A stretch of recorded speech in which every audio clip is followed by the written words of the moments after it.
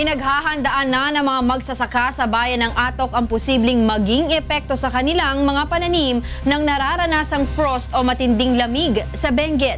Ito ang balita ni Grace Doctolero.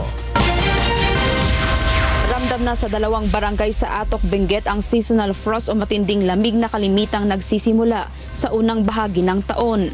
Bumaba sa 11 degrees Celsius ang naitalang temperatura kaninang madaling araw sa naturang bayan, partikular na sa Barangay Paway proper, Inglandad at Sitio Timbak sa Barangay Katubo. Apektado rin ng frost ang ilang bahagi ng Bugyas, Kibungan at Mangkayan.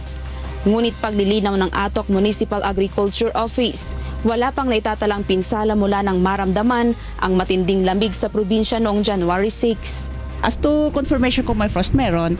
Pero as to the damage sa crops natin, wala pa.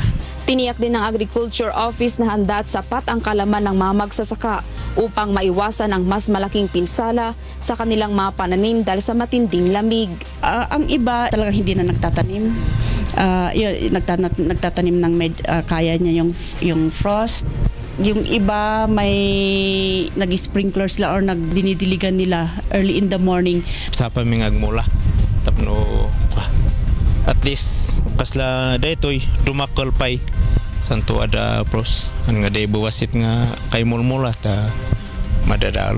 Sa tala ng Municipal Agriculture Office, mahigit 1 ektarya ng pananim ang napinsala ng frost noong nakaraang taon.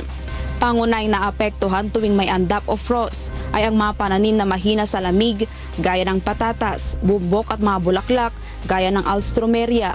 Ayon sa Municipal Agriculture Office ng Atok, nakahanda naman silang magbigay ng ayuda sa mga magsasakang maapektuhan ng kanilang mga pananim ng matinding lamig sa probinsya. Grace Doctolero, UNTV News and Rescue, Atok, Benguet.